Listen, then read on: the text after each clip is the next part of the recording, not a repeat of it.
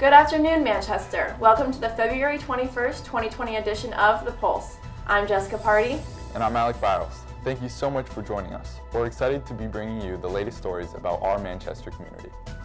This week on The Pulse, JT Weeks highlights a Valentine's fundraiser that made this February holiday one to remember at MHS. And then, Emily Madden uncovers a unique new program in Manchester that are giving current and future seniors an extremely special opportunity.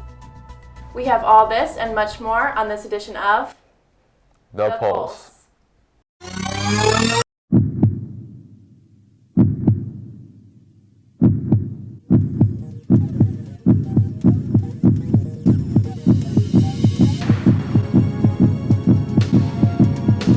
the MHS TV studio, The Pulse starts now. For students here at Manchester High and across town at East Catholic, the rival basketball game is a highly anticipated event that brings about large crowds waiting for action on the court. Dominic Cavallo gives us an inside look. Manchester, the home of two rivals, Manchester High School and East Catholic High School. For ongoing years, Manchester and East Catholic have been going back and forth, competing for the bragging rights of the superior school in Manchester. An immense amount of fans from the community attend, making this game the most popular of the season. Each student section needs a leader to direct chants and have students be more involved in the games. And one of these leaders is MHS student Owen Asbach. I've been going to the MHS vs. East games all 4 years of high school. It's just the most fun with the atmosphere because both fan zones really like to come. The teams play hard, they know it's up for stakes. They're just the most fun.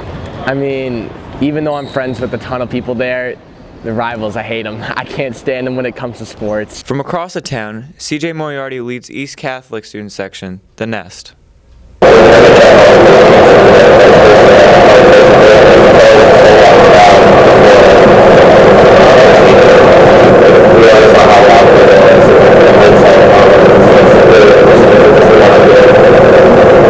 Although Manchester High and East Catholic have an intense rivalry, they share the same commonalities of deep school pride. From Manchester and The Pulse, this has been Dominic Cavallo reporting. The student sections never fail to showcase their school pride. Congrats to East for winning with a final score of 68-54. Manchester Community College, located on the west side of Manchester, offers a wide variety of educational opportunities for its students. Recently, MCC has announced their plan to have free tuition alongside all Connecticut community colleges. Lena Moraski details more about this significant change in Connecticut. There's been a lot of discussion nationally and within the state legislature on free tuition. One school is none other than Manchester Community College. MCC Enrollment Services Coordinator Elijah A. Oliver Sr. gave us an insight on the new tuition system called PAC and how it helps students. The PAC program in Connecticut, it's a last dollar program where essentially it covers the tuition and the fees for students who attend a community college here in Connecticut. We spoke with Manchester High School's counselor, Mr. Mickelson, on eligibility and the applying process. Students can take advantage of the free tuition opportunity by applying to any of the community colleges. Obviously, hopefully, their school counselors would be a good resource for that. Now, more than ever, students are in need of programs such as PAC. Last year, 2019, the student loan crisis is upwards $1.5 trillion. I have college loans and debt that I'm paying back. I would expect a huge weight to be lifted off students. It's a huge sigh of relief financially. It is clear to see that if students qualify for PAC, they should definitely use this to their advantage. For more information on the program, visit ct.edu/PAC. From Manchester Community College and The Pulse, this has been Lena Moraski reporting. Valentine's Day is an exciting time here at MHS, and this year, Young Women's Leadership Group sponsored Candygrams, as well as personalized sticker pages. JT Weeks shares how this special event made this February holiday special. Of the many clubs and groups at MHS, Young Women's Leadership is one that helps young ladies share their voice at MHS. Led by Miss Saundry and Miss Vignone, Young Women's Leadership meets after school to discuss their goals at MHS. We want a bigger budget, I say, to make more activities and be more inclusive in the school, so then we can try to project not only our ideas but women's ideas in general, so then Manchester High School could understand how important the role of women in the school is. This past Valentine's Day, the group held a fundraiser that would help get students in the holiday spirit. It just helps people know that there's somebody out there that really does care about them, that really wants them to have, the feeling of love, the feeling of just warmth around them. And giving a candygram to somebody or giving a flower, a gift in general, is just very nice and heartwarming. What makes these gifts so special was their personalized approach. So some of the young ladies that we have are very talented artists, and they are drawing the stickers and the cards and putting their artwork into it, which is really amazing. So I think that makes it extra special because they are specific and personalized, and they're unique. They're unique. The young women aren't the only ones that take something away from the group.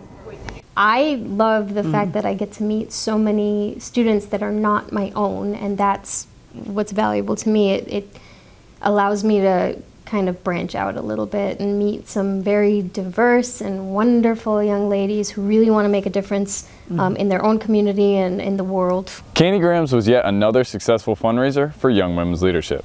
The group hopes to have their voice continue to be heard at MHS. From Manchester, this has been JT Weeks reporting. A huge thank you to Young Women's Leadership Group for all the work you do in our community.